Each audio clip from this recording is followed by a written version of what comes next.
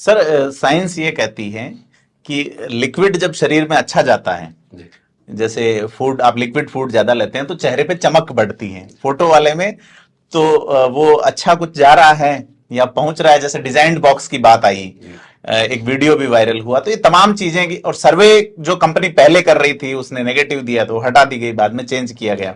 खैर हम लिक्विड राजनेताओं के लिए कई तरह के होते हैं। जी, जी। फीडबैक भी लिक्विड लिक्विड होता है कि सरकार आ रही है, फीड या फीडबैक दोनों तरह के।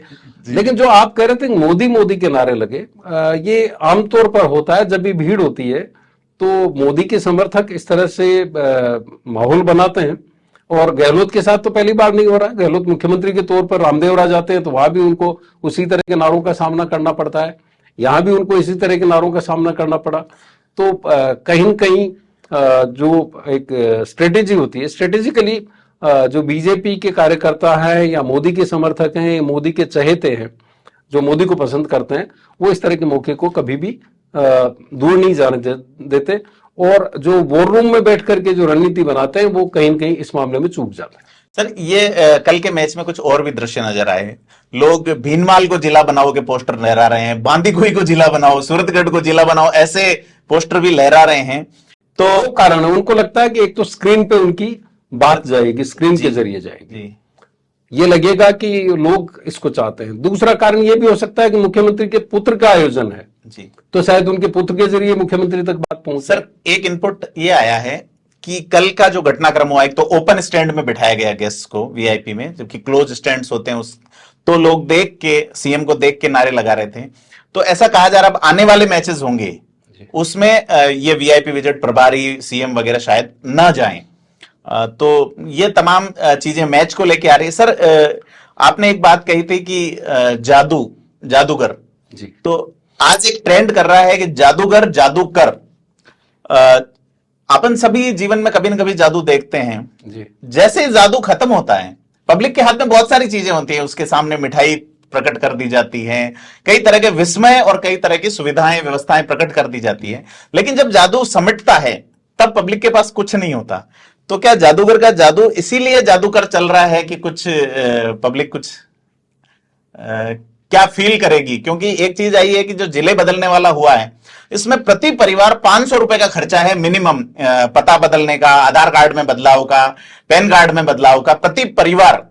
तो क्या ये इसी तरीके का जादू है कि आपको 500 रुपए का फायदा लेने के लिए उस कैंप तक आना है, वहां तक का आपको टाइम एक दिन का देना है, आपका ट्रांसपोर्टेशन देना है? एक दिन में नहीं होता, आधार कार्ड में कई बार तो आपको कई बार जाना पड़ता है जी। पता चलता है कि सर्वर डाउन हो गया जी। प्रोसेस इतना लेंदी होता है कि उसमें बहुत दिक्कतें आती है। तो अकेले मामला सिर्फ यही नहीं है। अब व्यापारियों में एक बेचैनी है, व्यापारियों को लगता है कि अगर उन्हीं के ऊपर आकर के कुछ अधिकारी बैठ जाते हैं तो इंस्पेक्टर आज किस तरह से काम करेगा जी।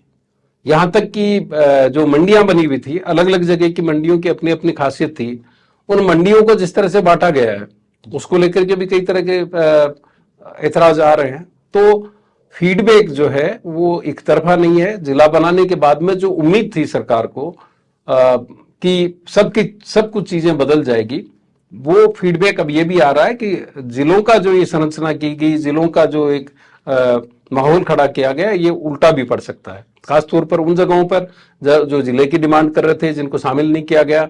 कई जगह जिले 40 किलोमीटर की दूरी पर कर दिए गए। 40 किलोमीटर के बाद में दूसरे जिले की सीमा स्टार्ट हो जाती है।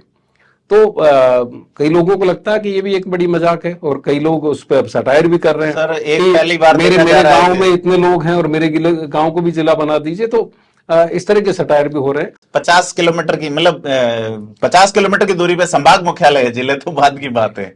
तो ऐसा पहली बार है कि कंटिन्यू टच कोई संभाग मुख्यालय सीधा मिला है राजस्थान में, पाली और जोधपुर। सर इसमें एक चीज ये आ रही है कि प्रदेश में लंबे समय से सेटलमेंट नहीं हुआ था जो रेवेन्यू का, तो इसमें बड़ी दिक्कत आएगी कि आपका खेत अगर किसी और जिले में चला गया या आपका मकान किसी और जिले में है, दो भाइयों का, तो रेवेन्यू को लेके काफी तरह के केसेस और अलग चीजें भी देखने को मिलेंगी। हालांकि क्या परिसीमन होता है जिलों का, किस तरह से सीमाएं निर्धारित करते हैं? अभी तक जो चर्चा है वो ये है कि तहसील स्तर पे जोड़ा जाएगा। तो तहसील वाले से एक उम्मीद तो कर सकते हैं कि उनका जो सीमांकन है वो बेहतर तरीके से होगा, खासतौर पर जो आप रेवेन्यू के सीमांकन की बात कर रहे हैं। जी। लेकिन जिस तरह से संरचना की गई है उससे लगता है कि जैसे अचानक कोई जादू कर दिया गया हो। सूचना तो ये भी है कि सचिवालय में बैठे हुए बड़े अधिकारी को भी ये अंदाज नहीं था कि इस तरह की जिले की घोषणा हो सकती है। सूचना ये भी है कि जिनको रिपोर्ट देनी थी उनको भी ये अंदाज नहीं था कि इस तरह से भी जिले घोषित हो सकते हैं। तो इस तरह की चर्चाएं हैं। वो आप ठीक कह रहे हैं सर, ये तहसील सच वाला है कि जिलों की जरूरत थी, जिले बनाए जाने चाहिए थे, जिलों की डिमांड लगातार चल रही थी। अब कहीं जिलों को लेकर के खुश भी हो सकते हैं और कई जगह लोग नाराज भी हो सकते हैं। लेकिन इसमें सबसे दिलचस्प जो चीज है वो ये है कि जिलों की घोषणा से पहले जो जमीनों की खरीद फरोख्त हुई जी, वो अपने आप में देखने वाली बात है कि घोषणा से पहले लोगों को कैसे पता चला कि कई जगह हजारों बीघा जमीन एक साथ उनके लोगों ने दबाव बना करके या अपने तरीके से जमीनों का एक लैंड बैंक बनाया ताकि वहां पे रिको की योजना आए या कोई भी योजनाएं आए तो उनकी कीमत अच्छे से बांटी जा सके। राजस्थान के खास राजनीतिक पहलुओं और खबरों से रूबरू होने के लिए सब्सक्राइब करें थिंक 360 को और नोटिफिकेशन बेल आइकन भी प्रेस करें। धन्यवाद।